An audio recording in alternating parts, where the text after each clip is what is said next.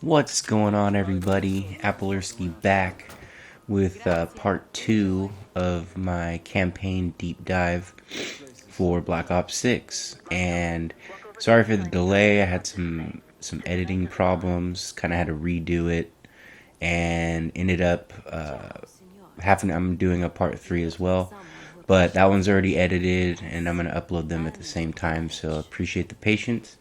And here we are on the mission High Rollers, which is my favorite mission in the whole game. It's basically Mission Impossible in the Call of Duty universe. And it's really cool and special to me because I'm a huge fan of that series. And it made me wonder, like, I'm always constantly thinking of, like, IPs that should, like, have a new video game.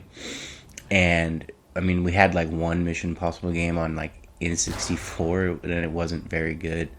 But I always kind of just thought, like, wrote it off like it was impossible, no pun intended. But after seeing this level, man, this is like straight up like just Mission Impossible inspired. Well, you got everybody's got their different roles. You switch back and forth. It's just well done, super well done, well crafted. Everybody with their different roles they got to do. I would think like Marshall would probably be like Luther doing the poker thing, while the Case would be Ethan, doing the badass stuff, if you will, sneaking around and planning devices and stuff. But either way, this part is this mission is just awesome. And it's pretty long too. It's lengthy. It's like almost like an hour long. And there's so many cool parts in the way that they transition the camera when you're like going from character to character. And this part I just love. This actually reminds me more of like Bond, where he pulls the, or like Lando Calrissian pulls the cheater card after the distraction to win the poker game, to move along into an area that's restricted. So very well done. Graphics are incredible. This mission takes place in like a high class casino, and it's just gorgeous everywhere. There's people actually playing like craps, and it looks real. People having conversations, sitting at the bar playing slots, and you got your gadgets, right? And very much Mission Impossible, or Bond, if you will, kind of both, but it's all just setting up distractions to get further into the level to recover something that's in a safety deposit box. Very much not only Mission Impossible in style, but in the plot of the mission too, right? So then you switch over. This is kind of like your Benji character for this mission, Felix. He's like your tech guy, so he needs to like reformat a key card, I believe it is, or maybe it's no, yeah, it's a card. Sneak around, take these guys out silently. You got your spy camera to mark guards if you want to. It's just all around like this is a 10 out of 10 level for me. One of the best ever in any Call of Duty campaign, like hands down, if not the best. Because you do get your action, you do get your Call of Duty action, towards the end, getting some gunfights.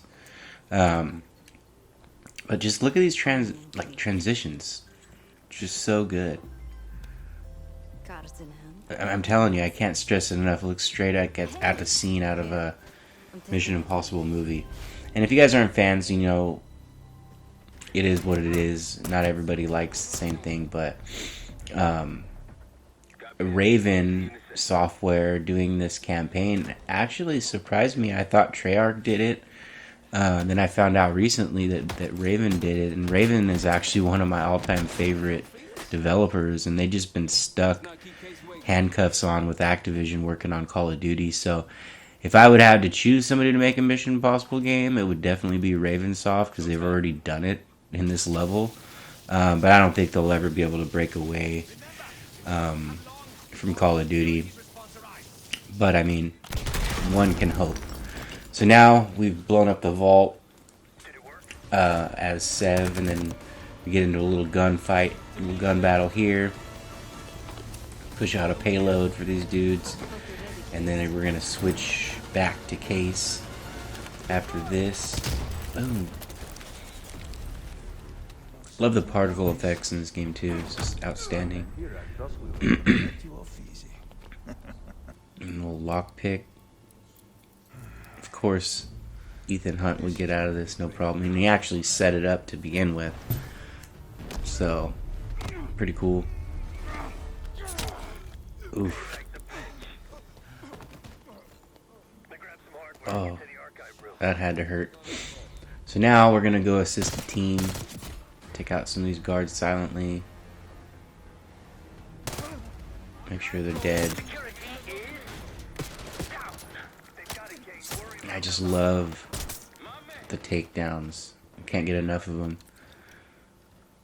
And one thing though, this lock picking mini game, I'm not a fan of. I wish it was more just like it kind of breaks immersion when any type of lock picking like that happens. Like, why not? Like, I know Black Ops 2 had the little secret areas, caches, if you will. This is cool too. Boom, take them out. I'd rather just see a lockpicking animation without breaking immersion. Have to do a little mini game. It's just, I don't know. I just don't think it's necessary. This is cool too. Take the hostage, use a grenade, kick him towards the shield guys. Boom. So I had to put that little clip in there. And now, towards the end of the level, we're back where we started and about to make our getaway. Stab this guy in the head real quick. And stab the next guy in the face real quick. Almost dying, but oh well, it was worth it. And then got to get on this boat that's waiting for you. And that is the mission, High Rollers. I had to edit this down a lot because I like the mission so much. So I cut a lot of it out for time purposes, but excellent mission. Now we're on ground control, which is kind of like a typical Call of Duty mission. High action. The whole mission is run and gun, which, you know, after playing a mission like High Rollers, this, like I said, the pacing in this game is really good. You go from like a crazy hybrid mission that they've never done before to you know, more standardized Call of Duty mission, and it brings back a familiar face from Cold War. Sims is back, looking much older, I might add. And I mean, I know this is like what, 7 years later or whatever, but to me, he's aged much more than Park did. I mean, we never really got to see Park's full face, but she looked almost the same. Either way, it's always cool to see returning characters as cameos. But yeah, some cool sniping sections here, taking out mortar teams and snipers so you can get in there, heavily guarded. The objective here is to get a man named Gustav to interrogate him, get him to tell the location of the cradle, I believe, is what it is. Well, this is cool too. Just grenade onslaught, bam. But very fun, very well crafted design of the level. The airport and everything looks very realistic. Even like when you get onto the airfield, there is this shotgun, man, is so awesome. An incendiary. What was it called? The Devil's Breath or Dragon's Breath or something in the old Call of Duties. Very, very cool. Very brutal. There's a lot of elites in this level too. Like I'm kind of dreading playing this mission on veteran when I finally do my veteran run. But yeah, they're full of enemies, full of elites, and a very cool scene inside this plane. And I picked up this rifle I never found again with the kind of thermal-ish sight. and it really helped out in this little like corridor, tight corridor section. Look at this headshot though, bam! Very cinematic. But there's a RC guy back there just spamming RCs, and I did a very clever thing. Waited for him to send him, went around, and took him out with a takedown. Really cool cinematic. So now Gustav's not in the plane, so we gotta go look for him somewhere else, and this is just complete havoc. Look at this. Warzone. But, you know, we get a cool twist in this mission. We get to take control of this tank for a little while. And as much as cool as this is, there's nothing wrong with it, but just for me, personal taste, and I forgot to mention this in the first part, I really am not a fan of third-person vehicle sections. I think they're very, like, immersion breaking, and in the past, when we did vehicle sections, they were all in first person, so I think they should go back to that. But that's just a nitpick for me. It might not affect anyone else really, but this is really cool. You take the shot, and it just switches to... It's so badass. Thought playing one shot. So now we're gonna go into a pretty visceral interrogation scene. You know, threaten him by throwing him in this motor. I don't know why it kind of reminds me of Arkham Knight when he's got the Batmobile reversing on the dude's head. Like, we know Batmobile wouldn't. I mean, we know Batman wouldn't like crush that dude's head or whatever, but the dude didn't know it. You know what I mean? Like, and Batman was on a freaking lunatic fringe at that point in Arkham Knight. But either way, that's kind of what it reminded me of. You get your information, next level, you play as Sev, and I forget what the mission's called. But this is also another very cool mission. It's kind of like that open-ended style where you can complete your objectives different ways. This is my second playthrough. The first time I played it, I did complete, like, sabotage. Never got caught, didn't kill anybody. Talked to all the guys and, you know, made the right decisions to get them to do. Basically, you can, like, sabotage everything to where you don't even, like, have to get into combat or anything. But this time, I did this for a trophy reason. What it is you have to make the SAM site target itself and the chopper. And then disable the radar, and it makes the level actually like way faster. But I prefer to do it the other way. I just did this because I needed the trophy, but it's still kind of cool. I mean, it makes the level quicker if you're on, like, I'm definitely gonna do this version on veteran because it'll make it way easier probably. But yeah, so after doing all that, you come up here, take out this guard trying to repair the radar or whatever he's doing, and you just plant an explosive. If you don't have an explosive, there's a bunch scattered on the map. There's actually one right before you climb up the second ladder in the room in that building to your left. There's a few guards in there you got to take down, but there's explosives in there. And here, I almost ruined it. I jumped through the window and caused like an alert. And this guy kind of clips through. I take him down, but he kind of clips through the wall. A little ugly clip right there, but I ended up getting it.